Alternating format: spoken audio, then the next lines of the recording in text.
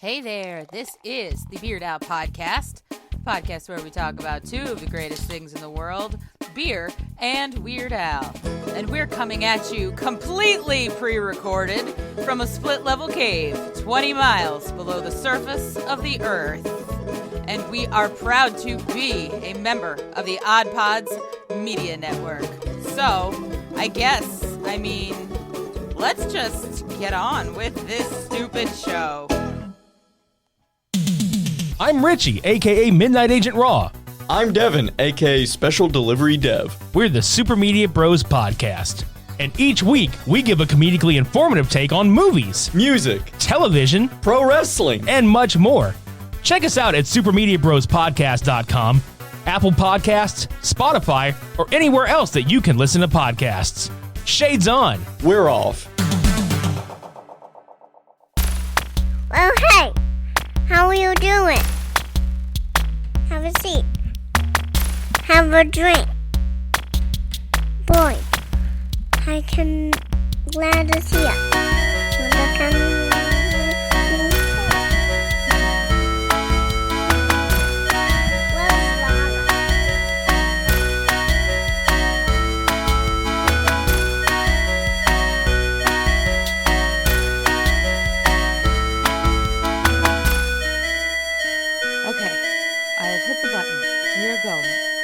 Button has been pressed. The button has been pressed. Yes. I want to welcome everybody to a very special episode of the Beard Al Podcast. It's a podcast where we talk about two of the greatest things in the world, beer and Weird Al. And because this is a very special episode, my brother John is not here because he is not very special. Aha! That's where I have very special people on to talk about Weird Al stuff with me. And this is a continuation of our Weird Al albums ranked series, and we're talking about Straight Outta Lynwood today. And I have my buddy Justin on the show, and dude, you are a man of many talents. And so, first of all, hello. Hi. And you are a man of many talents. So right here at the jump, I'd like to, promote whatever you want to promote before people get into the meat of all of this. Oh, sure. Geez, you put me on the spot there. I did. Well, let's see. Last time I was here, I was talking about a podcast award show, which I did. Everything went great. That was awesome. We had over 75 shows entered, and I may do that again, just not annually. So that was a lot of fun. But I'm still doing the Ninja Turtles podcast, Epic Tales from the Sewers. Since I've talked to you, I actually had one of the co-creators, Kevin Eastman, on the show. So that was pretty fun. And neat. Just a whole ton of really interesting guests that we've had lately. That's pretty fun. I love that. That's so cool. And I'm saying this to my brother John. John, if you're listening, check out the Ninja Turtles podcast. John loves the Ninja Turtles. Oh, cool. Yeah. So. And I do the voice acting and on them. So we'll do one version of the show where it's we'll interview someone, and then another one where I'll read through the comic in the character voices. Oh, that's so cool. Yeah. Okay. So people check that out. I will put links to stuff in the show notes because I know you're lazy humans. And there's just a website. Just go to the website. It's all good. It's all good. Yeah. EpicTalesFromTheSewers.com. So. Oh, look at that. You made it easy for everybody. I love it. Before we jump into doing these rankings, because, as you know, the way that we do this, we work off of my guests' rankings from the bottom to the top and see how things line up. But before that, since it is the Beard Al podcast, I have a beer. Mm-hmm.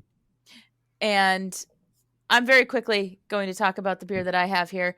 It's a good old classic. It's a good Florida classic. It's High India Pale Ale from Cigar City. And I decided to drink this to talk about Straight Outta Lynwood because this album has the song Close, but no cigar. Nice. Did you say that came from Spatula City? Spatula City! Yes. What you buy 9 of them and you get the 11th or the 10th for 1 penny. For just 1 penny. You know what? That wouldn't be a bad deal on beer, though. Oh, yeah. Absolutely. Yeah. What do you have? I have, what is this one? This is a Chicago beer. So it's from Chicago. Mars Community Brewing Company, Chicago, Illinois. And this one is called Blueberry Pancake Munchies. So it's a porter with blueberry and maple. Ooh, that sounds decadent. Yeah. It's crazy, and it looks like the Ramones or something on there. So going after that stack of that fat stack. Yeah. So we're gonna crack this one. Yeah. Oh man, well, it smells good. I would imagine a beer like that would smell good. Oh, that's got a good hit of maple right there. Oh, that's tasty. Not bad. Nice. I like that. Oh, so we're gonna have a good time here. Um, all right, so let's just jump into things. There are 12 tracks on this album. Correct me if I'm wrong. There are 12, right? I think there's 11, Then unless I missed one. what did I add that wasn't on here? Did I put something on here? I don't know. Well, we'll see. There we go. I seem to have beard my keyboard. Okay. Well, that's Beard Al. We Beard Al. So, Yeah. all But right. I didn't get it on my Beard L podcast sticker that I won legitimately. You So you did legitimately win. You I know, totally did. there are people here who think that things have been won illegitimately on the show, but I promise you, all of my contests have been fair and square. I am double checking here to make sure there are, in fact, 12 I tracks in counted case. 11. Maybe I missed one because there was like an extra track or something, but I don't know. No, there's 12. Well, we'll find out which one you missed. Oh, that's gonna be so hilariously bad that I missed. Hold on. I think it's funny. Makes for great. I had a beer early, so Yeah, let's see. Okay, well I'll just do it, and what I missed, I missed. so we'll start with what you're calling number 11, and when you reveal that, I'll reveal 11 and 12. Okay, And then we'll go from there. So what is your number 11? my number 11 is a song that is actually one of the few Weird Al songs that I'll actually skip while listening to this album. And there's only one Weird Al song that I'll skip 100% of the time, which is "My Baby's in Love with Eddie Vedder." Oh, But- okay. Yes, I remember you saying that. Yeah, I don't like that one. But and that's this one is "Do I Creep You Out?" And it's because it has funny moments, but it's really just kind of like a picture of time that not a lot of people get, where it's like, oh, this guy Taylor won American Idol and sang this song, and it's like, okay.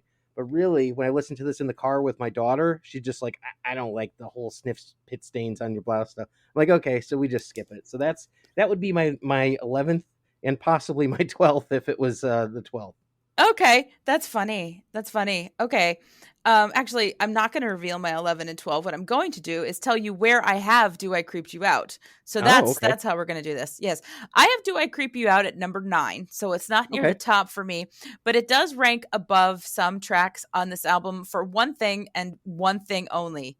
The "In My Leg, that just cracks me up. It's got some funny moments, like the video is really funny, like the Jib Jab video. Yes. Like, oh, it's good. And it's not a bad song or anything else like that, but like I said, my daughter doesn't like it, so we don't listen to it in the car. And this is like our most listened to album, so I'm just accustomed to skipping it so often. That makes complete and total sense for me. Let's just truck right along. What is your number 10? Because I have a feeling we're going to talk more about the ones we like more. So okay, yeah. So I like the style of this one a lot, but like the song just comes in a little bit less. I'm gonna say number 10 is "I'll Sue Ya." Okay. Yeah, that's a pastiche of Rage Against the Machine, right? Mhm. Yeah. Yes. He actually did that when I saw him recently on the Unfortunate Return of the Ridiculously Self-Indulgent Ill-Advised Vanity Tour. Interesting. Yeah, and it was fun to see live because because on the Vanity Tour he sits and he doesn't there's not the whole big stage production to it, but they did do a lot of work with the lights, so it still felt very intense when he was singing it. And I don't disagree with you though. I actually have "I'll Sue Ya" at number 11. Okay. Because I'll skip it. It's kind of like it's one of his more negative songs too. Yeah. Which is like a rare thing. So it's like, all right, maybe I'm not catching the right vibe. And I'm a big Rage Against the Machine fan. I saw him in '97. It was awesome. But it's like, okay, this is less of the thing I like the most about Al. Yeah, no, I get that. Especially the line, "I'll sue Ben Affleck." Do I even need a reason? It's like, well, yes, legally, you do need a reason. And that's the second Ben Affleck reference on this album. Is it? Yeah, it is, because makes your TV record Geely. Oh my gosh. Yes, you're right. Oh, see? Very good. I mean, maybe that's why he wants to sue Ben Affleck. because of Geely. Who the heck knows? Oh my gosh. I've never seen that movie, but it can't be that bad. I think that's a good point. Like, I have never seen Geely either. But I feel like with the lens of today put on it, we could probably laugh at it. It might be one of those so bad it's like enjoyable at this point kind of things. Because you're right. Like, how bad can it really be? Like, has it reached Troll 2 level yet? Like, is it Oh that bad my it's good? God. Like, is that where we are with Geely? I would hope so. Is it Plan 9 from outer space? This is the one Wow. that worked. Like, is it how Yeah, bad? I don't know. It's I feel like the production values and stuff like that, it must at least be better than Glitter with Mariah Carey. Like, Yeah. Yeah, I would like to see, one of those things that would be great is how different entities out there will put out like the 100 movies you must see before you die kind of lists. yeah. I would love like the opposite of that, like 100 movies that are so bad that you really still must see them before you die because,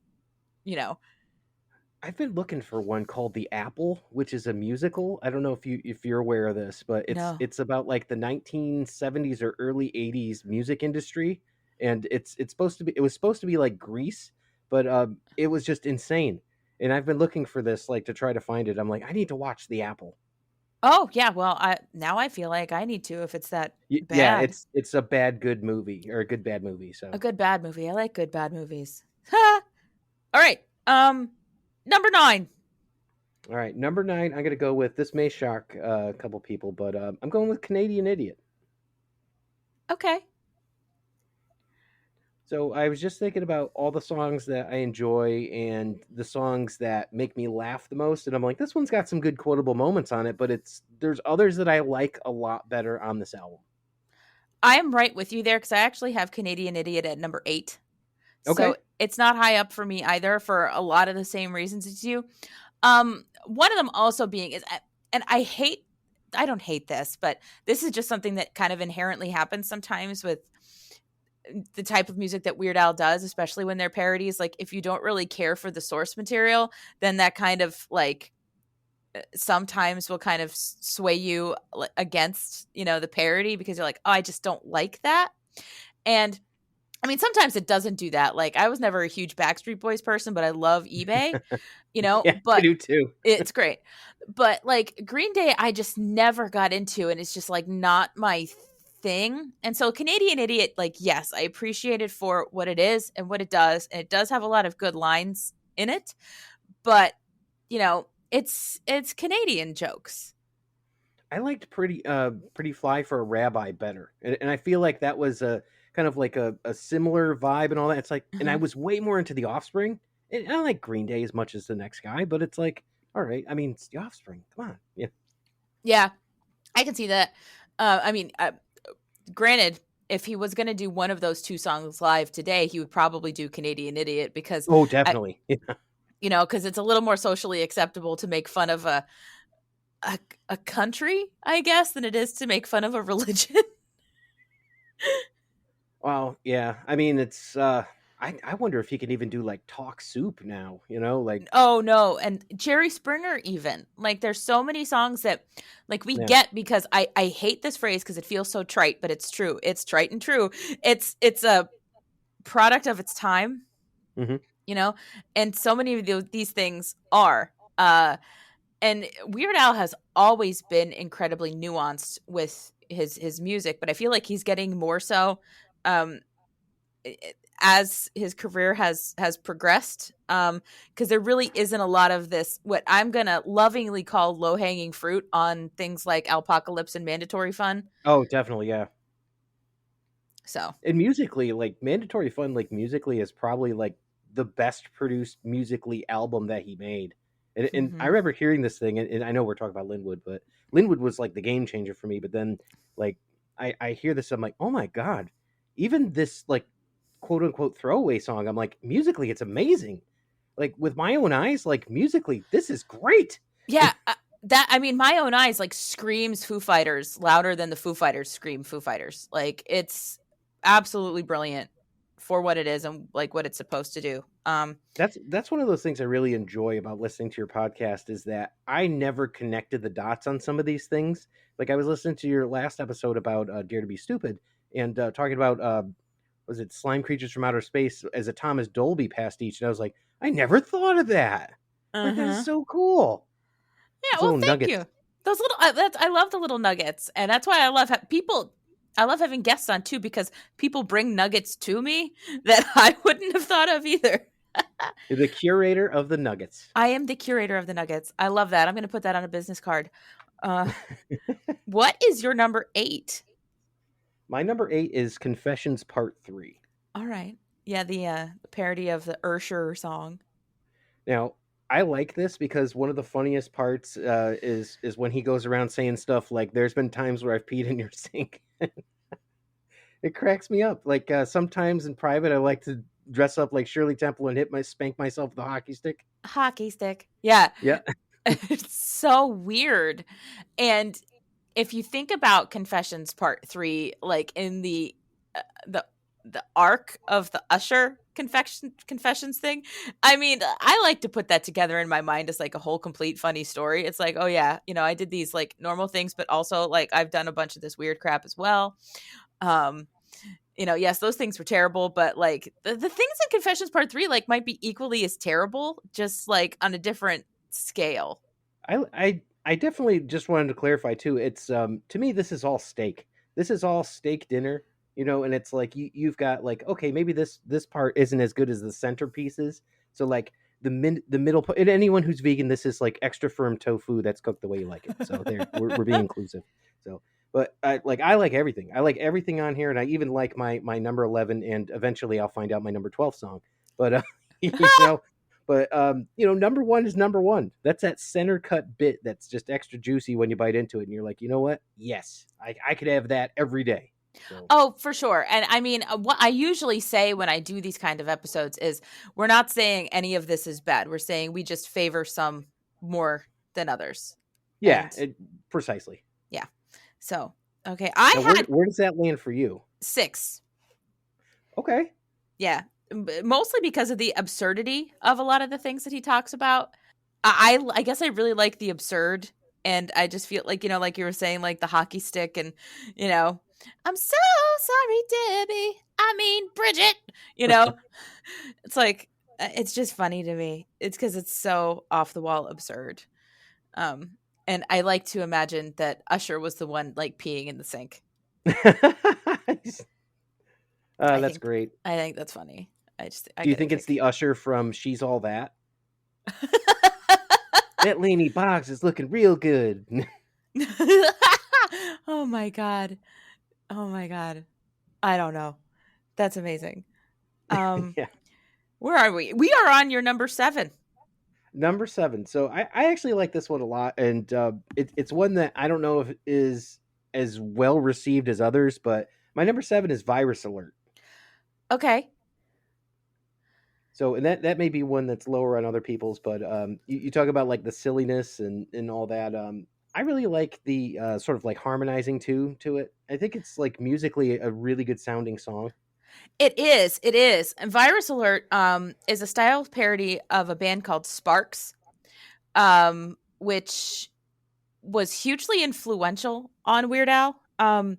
So, I mean, check them out. They're interesting. And Virus Alert is actually really, really close. It almost feels like a direct parody of a Sparks song that the name of which is escaping my head at the moment. But if you dive into Virus Alert and then listen to some Sparks, you'll be like, oh, I totally get this. Like he hits the nail on the head with what he was trying to do with Virus Alert. And for the record, I have Virus Alert at number 5.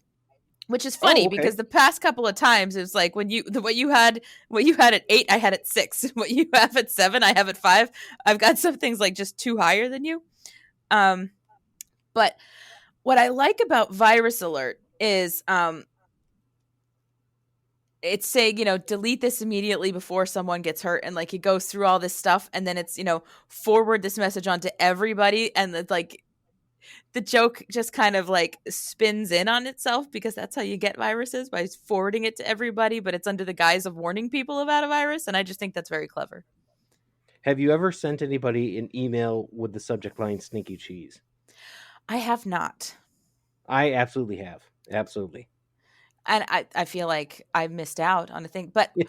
I did fail a phishing test Oh. yesterday. Oh no. Yeah, for the university I teach, at which I teach. I don't even know what I was thinking. I was just going through my emails and I clicked on something I shouldn't have clicked on. And then the next thing you know, it's like, you've been assigned security training. And I'm like, no.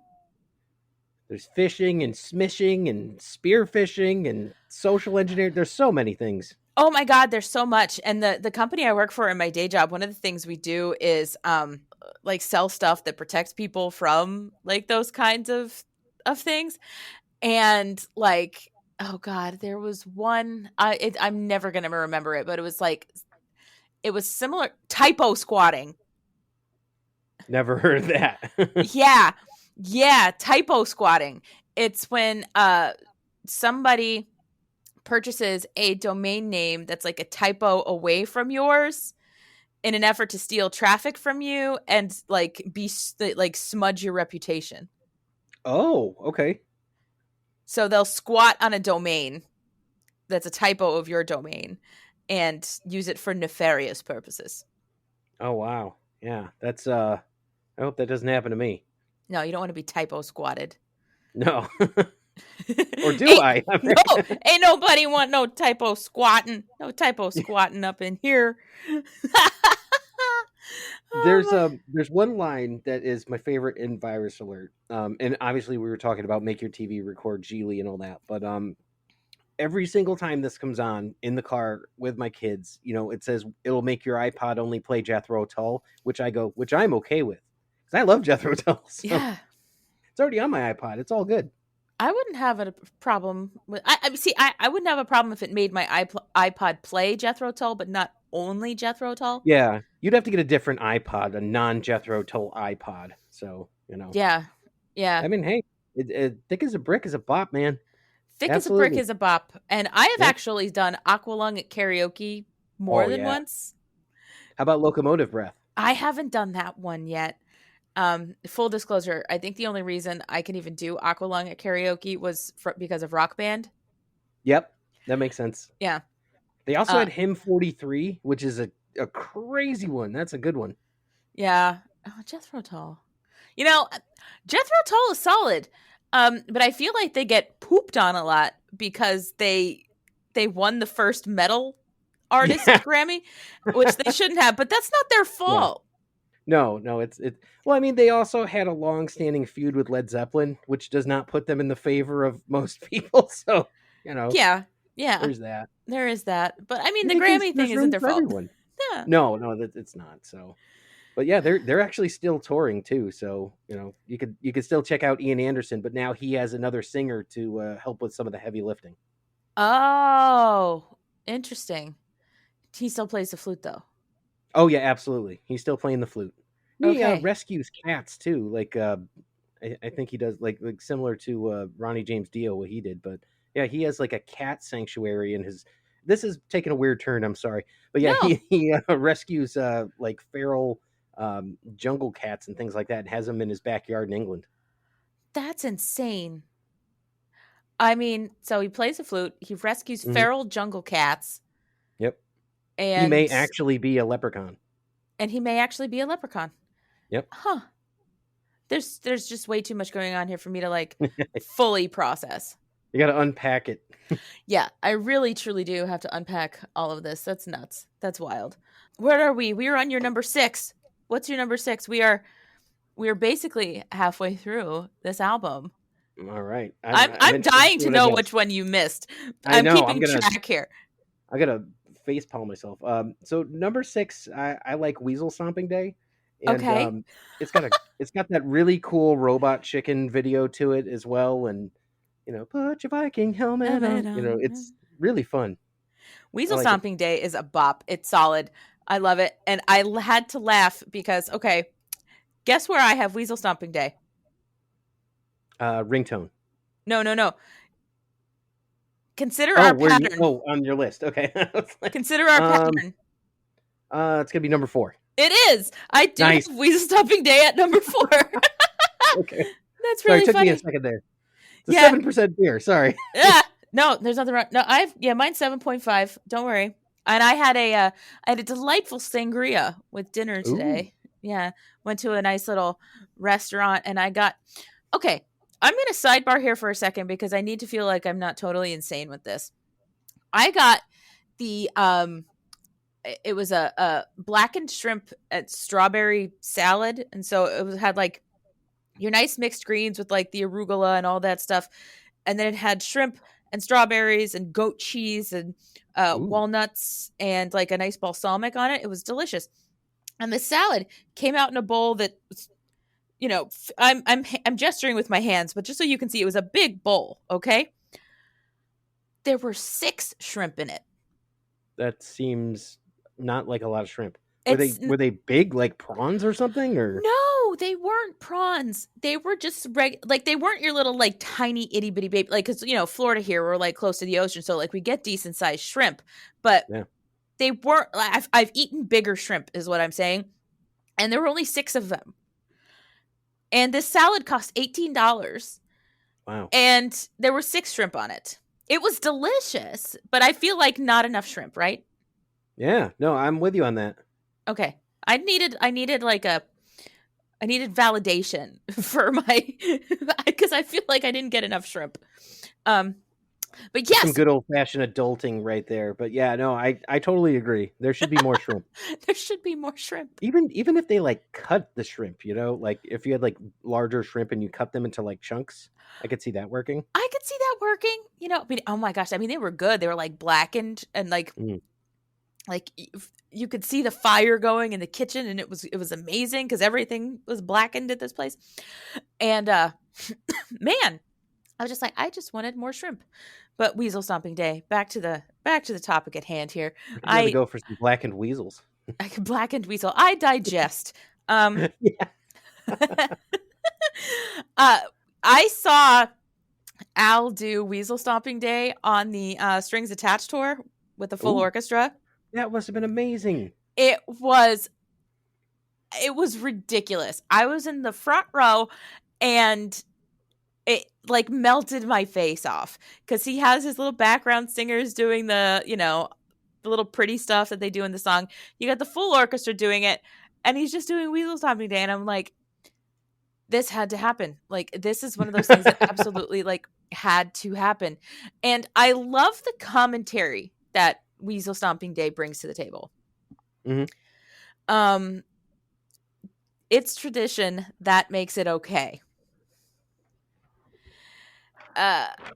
Because far too many things I feel in this world slip through the cracks because it's tradition. That's the way we've always done it, and that makes it okay. But it is not okay to stomp weasels. Yeah. It's like on The Simpsons how they had Whacking Day. Yes. And it's everything else is just as ridiculous and inane. Spread the mayonnaise on your lawn, put your Viking helmet on. Like all these sort of things. It's like everything may have just been something else absolutely wacky, and that's why it's fun. Oh, it absolutely is fun. My my friend Bob has a wonderful daughter named Megan, and she was actually on an episode that I did a little while back where I had Weird Al fans under the age of 20 on to talk about, and okay, yeah. So people, if you haven't checked that episode out, check it. And I'm getting to my point. I asked on Twitter, I was like, hey, Weird Al fans. I was under the age of 25 because I figured I was going to get like Gen Z to talk about Weird Al with me. Like Alapalooza on that they may have heard. Yeah, right. Exactly. And no, like Alpocalypse on like is what where they were like where these people like came to exist. But then I had people start offering up like their actual children to me. And so I had my friend Bob's daughter Megan on, and she was 12 at the time. And I asked her like her favorite Weird Al song, and she was at this Strings Attached show with me. And she said the one thing I did not like about that was Weasel Stomping Day, because that song really creeps her out. Like, she just gets Really? that, like, this is a thing that shouldn't happen. She was like, yeah, that song does not sit right for me, because she's just not at the place to get she's like, she knows that what's happening is wrong, and that's where she is with it right now. She's not getting the commentary that it's making just yet. And I was like, oh, Megan, like, I get it though, like, because yeah, it's terrible what is happening. Did you tell her that he's like a staunch vegetarian? Yeah, I've had that conversation. Okay. Yeah, I'm like, no, like, I'm like, he's not actually out stomping weasels, right? Like, he's not, and he's not saying that you should either. This is a joke. Well, I don't know. Weird Al said it was okay to stomp a weasel. I don't know. Oh my gosh, could you imagine, like, the logistics of spreading mayonnaise on the lawn? Mm-hmm. Have you ever thought about that? I would do it. Why spread mayonnaise on the lawn, though? To attract the weasels. Yes. That's what I was thinking. Yes, to attract the weasels. But it's deeper than that. Mm-hmm. My brother and I did an episode on Weasel Stomping Day a while ago, and we were like digging into all of this, and apparently it's a thing, whether true or not, but people think that weasels like eggs. Ah, okay. And mayonnaise being an egg-based condiment that's a lot smarter than I gave it credit for. So yeah. Yep. Yeah, it would stand to reason that the mayonnaise would attract weasels because we think that weasels like eggs. The Viking helmets, though, I don't know.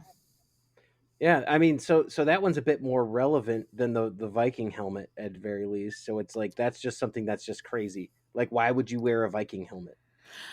Yeah, unless it's location based, right?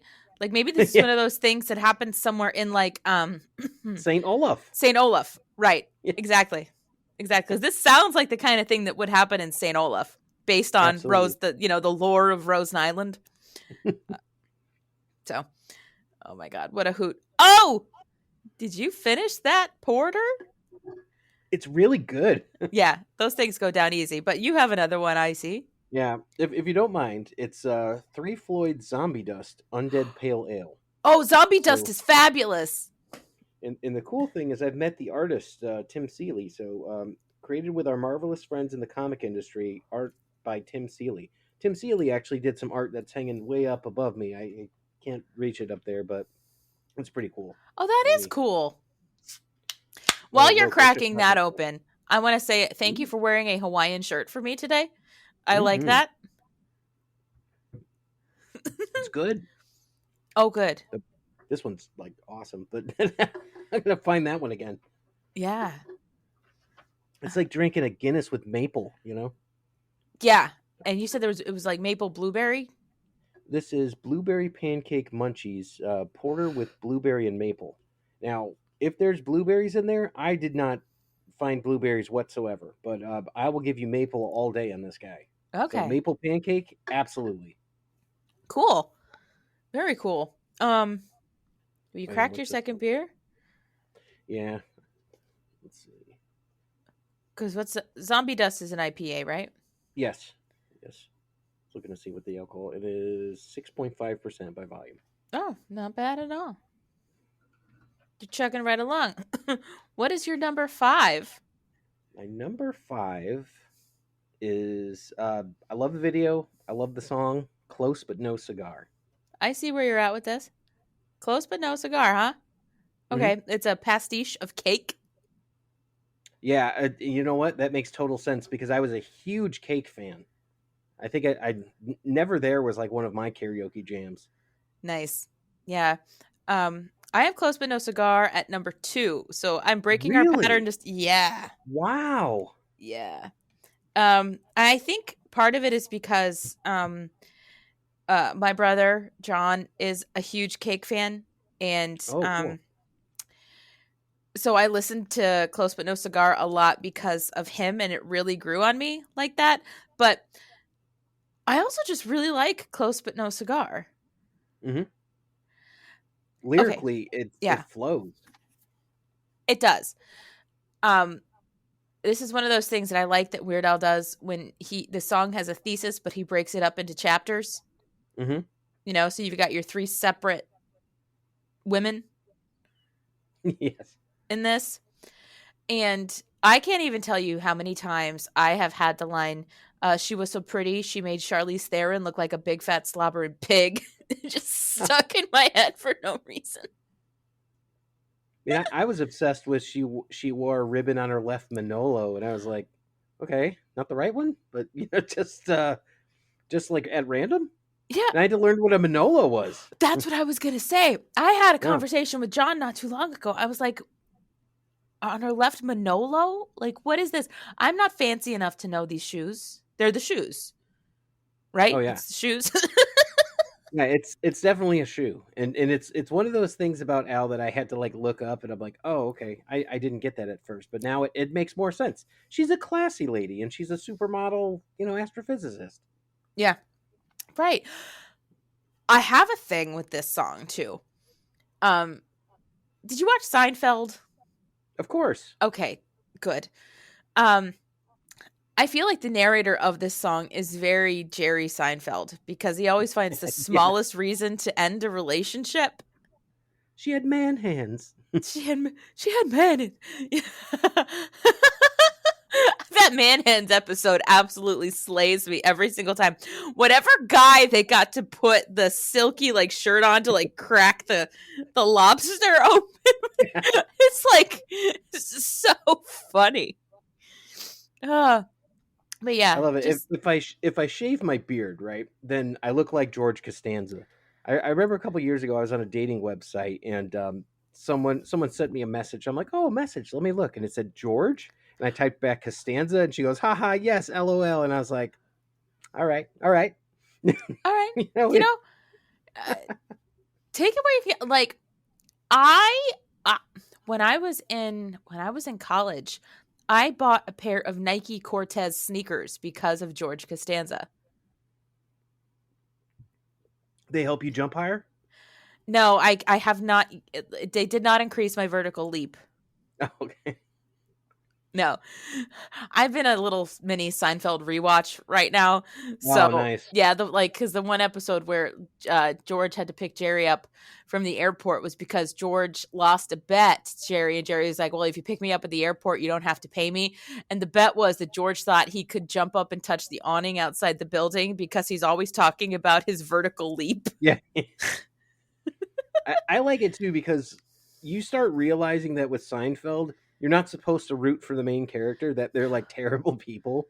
Yes. And like some of the people around them are just really regular people, like Newman. And he and Newman have just the funniest relationship. Hello, Jerry. And it's just, that was good. Yeah, I love Newman. Newman's a favorite. Dobson here. Nobody cares. That's amazing. Oh my god. So whoa. So you look like George, but you sound like Newman. Yeah, I do the Newman. Yeah. I do the Newman. Hello. Yeah, my George is too loud and angry, Oh, see, it all comes back to doing like Ninja Turtle voices and stuff like that. So it's like, it's all fun. I'm not minding this little Seinfeld tangent because I feel like, we are people and this is what happens on the Beard All podcast. So I'm sorry. But my mom likes to quote a lot of the Seinfeld moms. So she'll quote like Jerry's mom and George's mom. And so like if my mom is just like, she doesn't want to do something or like, she's like, no, she'll just go, I can't. And she'll do the Estelle, and then like if anything ever went wrong for like me or my brother, she's like, I don't understand who wouldn't like you. Yeah. Like, why wouldn't it? Everybody likes you. Don't say listen that to your podcast. Yeah, come on. I can't. He's treating his body like it's some sort of an amusement park. I'm out. Oh my god! Yeah, I just watched that one the other day. That's so great. That's classic. I was just at a friend's funeral, which is not inherently funny, but I'm going somewhere, so follow me here. Okay. I was just and he was the biggest Seinfeld fan ever, and the one regret that I have is that I did not bring a Tweety Pez with me. Because I think he would have loved that all. He would have. That's awesome. Yes. Yeah, that would have been perfect. God. Yeah, it was so ill planned. I was like, dang it. I would have gone with any of them, but Tweety would have been the preference there. Yeah, that would have been the absolute preference. Oh my goodness. There is Did you ever realize, and someone said this to me and it blew my mind, that Jerry Seinfeld's mom was the neighbor from Elf, Miss Achmonic? No, I never knew that. Yeah, that I recently started rewatching Elf, and as you just Willie, Elf, what are you doing? And then you see his nosy neighbor, and they're like, that's Mrs. Seinfeld.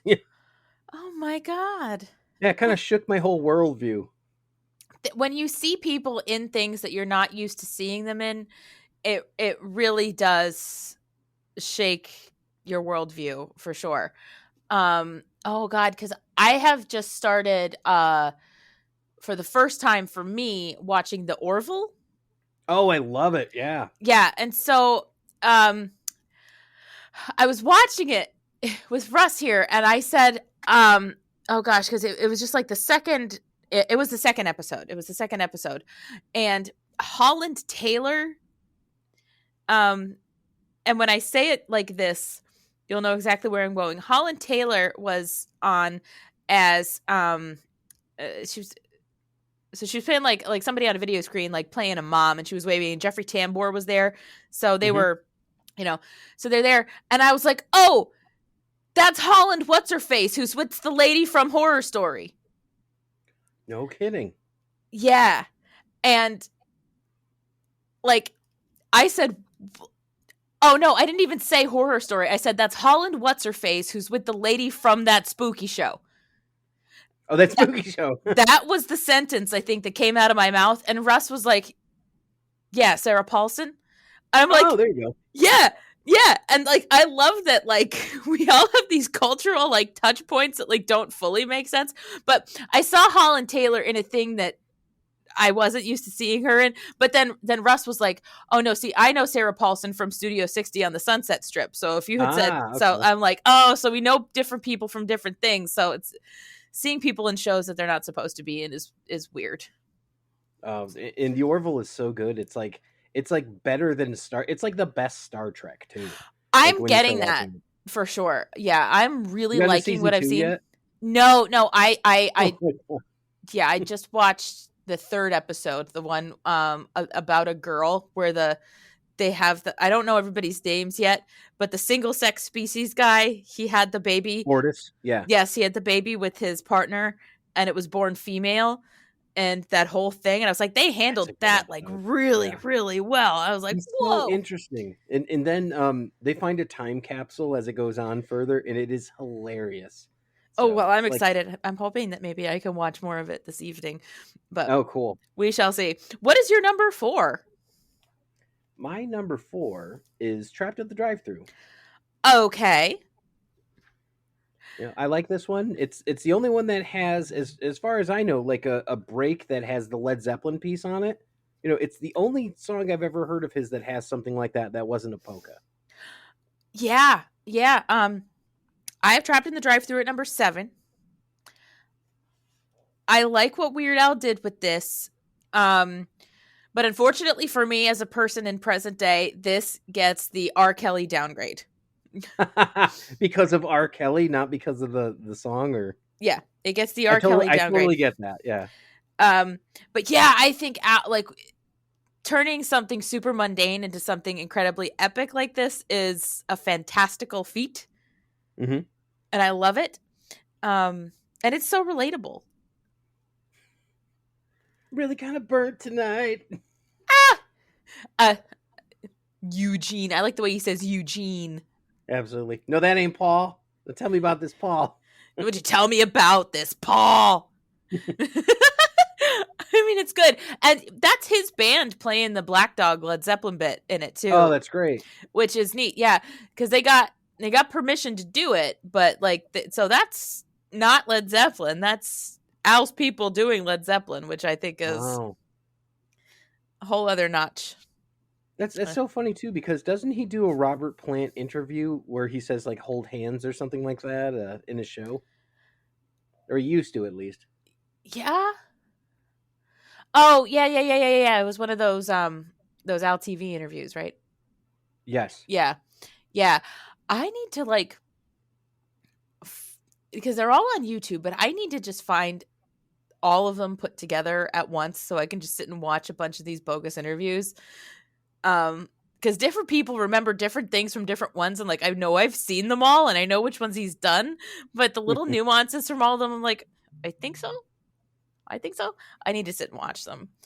I just laugh because I remember when I saw him and he did like the Flintstones, he did the Simpsons, and the first time I saw him was before the Simpsons, and then he did like the Flintstones, and then he did like the Hank Hill. He's like, Weird Al Yankovic blew his brains out in the 80s. Wow. I have the Al Yankstone t-shirt. I know you have clearly more than 200 T-shirts just based on your Twitter posts. So Oh no, I've got it's somewhere. It's like 50-ish. is it really? Yeah. Oh Yeah. wow! I have my favorites. I usually spend the weekend in my Beard Out podcast t-shirts just to, self promo Saturday, which worked out for me. A couple weekends ago, I went down to there's a winery in St. Augustine down here, and I go to like buy my little ticket to get in to tour this winery, and the guy was like, "Hey, cool shirt," and I was like, "Thanks, it's my podcast. We talk about two of the greatest things in the world, beer and Weird Al." And the guy was like, "No way." He goes, "Where can I listen to it?" I'm like, "Yes." And I pulled a card out of my purse, and I was like, "Here you go." I'm like, that wouldn't happen if I wasn't wearing my own dang t-shirt. So that sounds like exactly my reaction when I found out what your podcast was. I was like, "Excuse me, beer? Excuse me, Weird Al? What?" Yep, that's how it goes. Yeah, exactly. I'm like, "Geez, just kill me now." I mean, it's like the duet of pleasures. That's exactly how it works. Oh God. Okay, what's your number 3? My number 3 is Polka-Rama. I really like this polka. It's probably one of my favorite polkas. Going back to one of your other episodes where you ranked all the polkas, I don't know. I think this one was like maybe final 5 of yours, but I enjoy it. It's one that it's such a snapshot of that time. And I don't know if this is the first one that had Weezer in it, but it might be. But I just love it.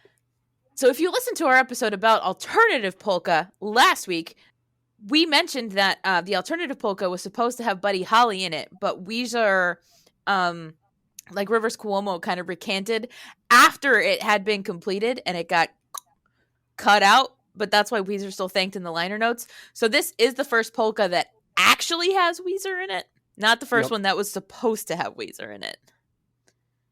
I didn't realize watching the new like the 4 years ago cover song of Africa that Weird Al was playing Rivers Cuomo in that, and that was a nice shock. I was like, oh, okay, yeah. So I mean, Rivers clearly changed his mind. Before I forget to say it, I actually have Polka-Rama at number 10. Wow, okay, just because I like a lot of stuff better on Straight Outta Lynwood, and this is not one of my personal favorite polkas. Mostly because you're absolutely right. This is a snapshot of this time period of music. It's just not a time period of music that I love. So I get it, but it's not for me. As if I'm going to listen to a polka, like if like a gun to my head, you're like, Lauren, pick a Weird Al polka to listen to, it wouldn't be this one. What would it be? Gun to my head, it would be the Hamilton polka. Oh yeah, number 1. I mean, like without a doubt. I mean, and that surprised all of us. But I do want to also know something. I don't even like Hamilton. I just you like don't polka. like it, or you've like seen it and it's not your taste, or you just don't plan to see it. I watched like half of it and I was like, no, this isn't for me. That's fair. I actually saw it in Chicago out here when it was still playing, and we scored front row seats.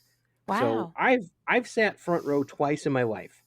Once at Hamilton, and once when I saw the Kids in the Hall. That was great because I got bopped on the head by a club by Mark McKinney. Amazing. Cool. But like the other thing, it's like I'm standing right in front of Aaron Burr, who for like at least 3/4 of the show is right there, stage left and all that. So it was like, oh, this is kind of cool circumstance. So, it was a fun show. Oh, that's neat. Yeah. Um, I'm glad you like this polka. Yeah, yeah, no, it's very cool. Oh no, it's good. It's good.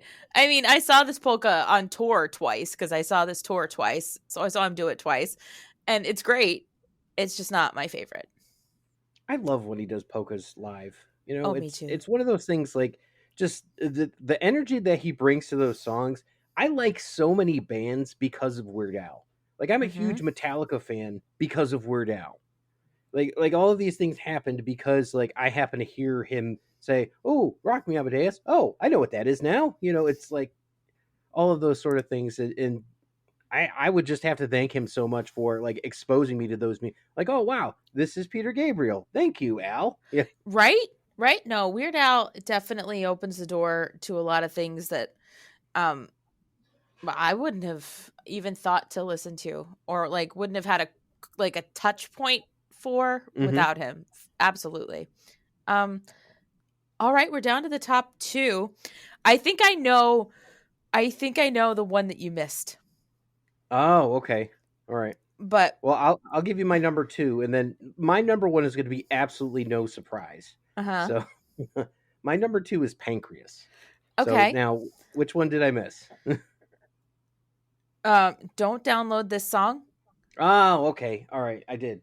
I like that one. Honestly, it would just be number 10 then if that was the case. So, That's my number 12 anyway, so I was like, yeah, right. I'm not even It, mad that it you would be missed it. 10 or 11 out of 12, so it's like okay. I mean, the funniest part is, even Lars Ulrich knows it's wrong. Go ahead, just ask him. Yeah. Yeah. I mean, I get what he's doing with don't download this song. It's just like I skip that one. Yeah, it's okay, but it's pointless at this point because like it's somewhat irrelevant because now you can listen to anything you want on anything pretty much for free Mhm. unless you buy it or something, and Yeah, which is I a don't know, it's whole just not Napster culture. yeah, and then it's a whole other situation like, artists still aren't getting paid what they should be getting paid for their music even with this. So I mean, I feel like the download culture needs to catch up with the like compensate artists though culture. But yeah, don't download this song isn't super relevant. But you had Pancreas at number 2. I did. Pancreas is the closest thing that I would say to like a sacred song for me and my kids. Just because of like the 4-part harmony or 5-part even, just depending on what it is. It Mhm. is the number one song that we all sing together. We know all the words, everybody has a part, everybody knows their part, and we just go into it. And it's silly. It is so silly. It's one of those things where it's like you wouldn't expect him to write a song just randomly about the pancreas. And I Right. mean, it's just something that we locked, and it's a total like preference, but I love it. I do too. Pancreas is my number 1. Yeah, all right, Yeah. that's great. Yeah. For a lot of what you said, I love that it's a pastiche of Brian Wilson, like most specifically like the whole like smile kind of thing. And I love my pancreas attracts every other pancreas in the universe with a force proportional to the product of their masses and inversely proportional to the distance between them. Woo, woo, woo. Exactly. It has And those moments. oh, it's so great. And I don't know about you, but I have gotten several responses correct on Jeopardy because of this song. That makes sense. So the islets of Langerhans. Uh-huh. And the duodenum, which it's Yep. actually pronounced duodenum, but he had to say duodenum for the Duodenum. won't you Yeah. flow, flow, flow. It's great. I could Oh listen to man, this song ad nauseum. Like I think I probably listened to Pancreas like a dozen times in a row once and I was not even sick of it. I was like, nope, doing it again. Nope, doing it again. Doing it this again. may be like as far as like original Al songs go, and I mean this is a bold statement. If I was to say like my favorite original Al tune was maybe Frank's 2000 inch TV, this is probably number 2 all time. And I mean that's a bold statement. It's a bold statement, but I'm right there with you. Pancreas is pretty high up on the list for me too. You Yeah, know, if that's your number one, I mean, that's huge. I don't know what I'd do without it. Yeah. Ah! You love it. You really love it. Your I do. pancreas. I really love my pancreas. I'm just kidding. I only picked this one because I'm a big fan of Encino Man, and I love the one part where Pauly Shore gets dropped and he goes, "Oh, my pancreas." Totally true. Oh No, my God. no, Well, pancreas is great. yeah. Like, it's musically great too. So Oh my God. And it's a spot on pastiche of what it's supposed to be. I think he couldn't have done any better if he tried. But he tried as hard as he could and he put out the best thing that he could. So I'm not even mad about it. But yeah, your number one absolutely comes as no surprise to me. Tell the Yep. people. White and Nerdy. Oh yeah. Yep. Absolutely. It's the first time that I felt like a song spoke to me as a person, and I felt seen, Lauren. Yes. Yeah, as you should. As you should. Just for the record, to close the loop for people here, that's my business lady talk right there.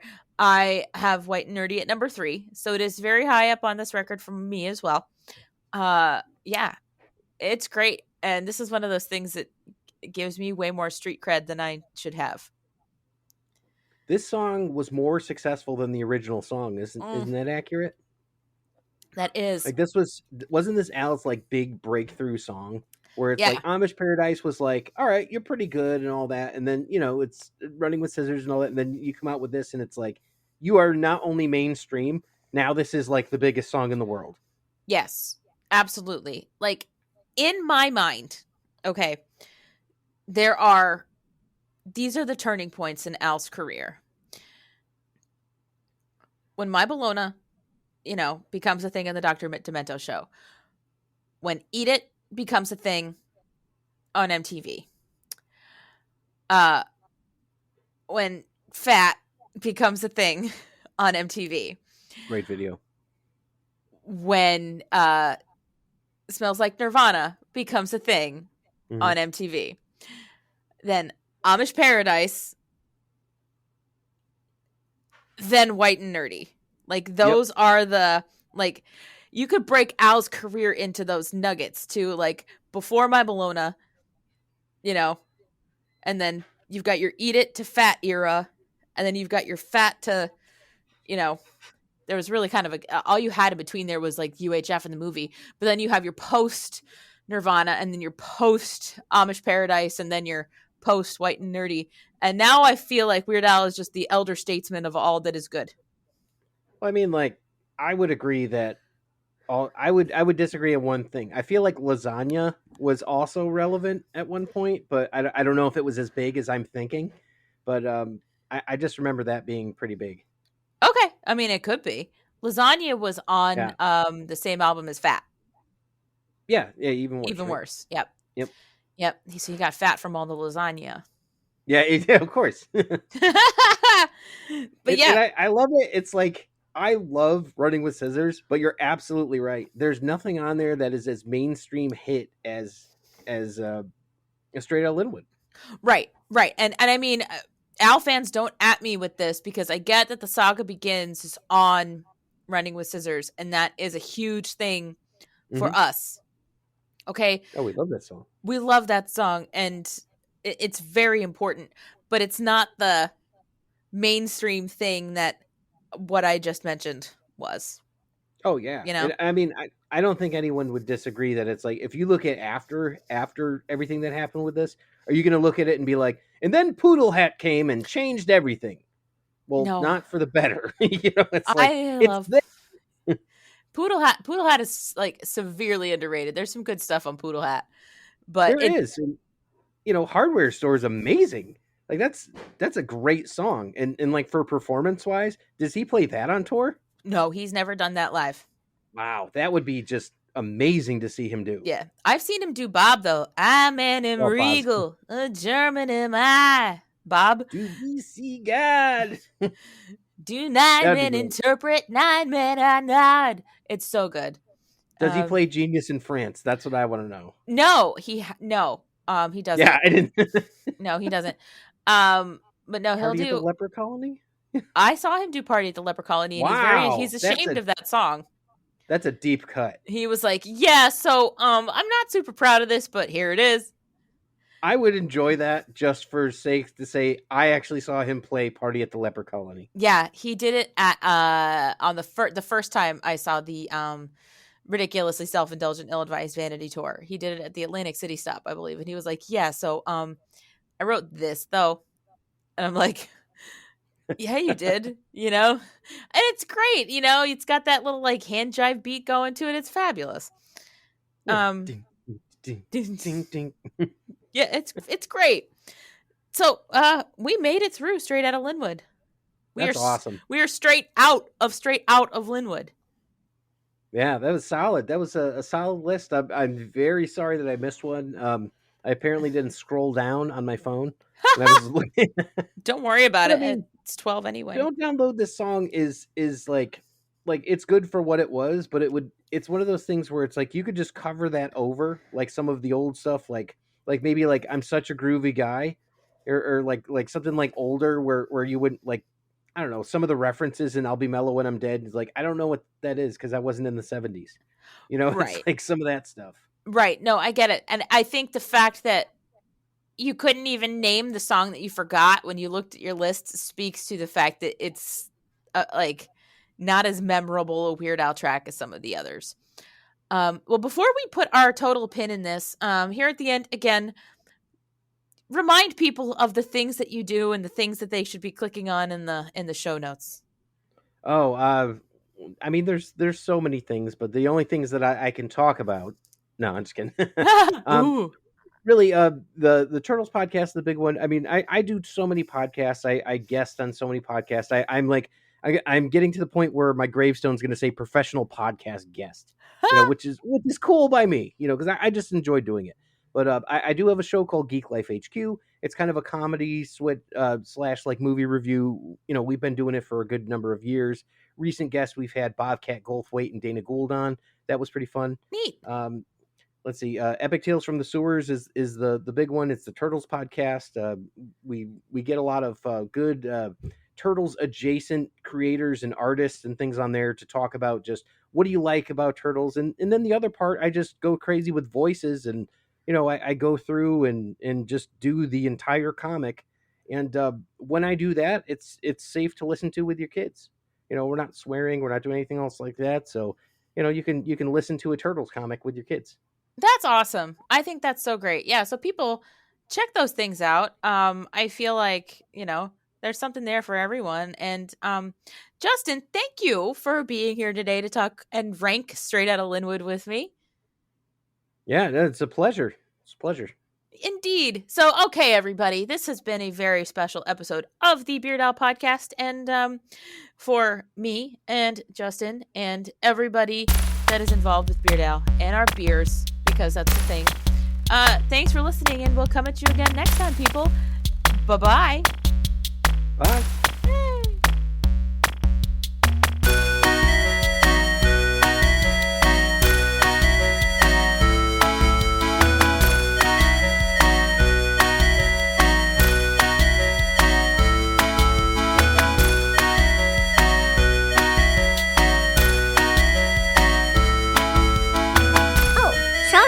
We got a one. We got a pencil again.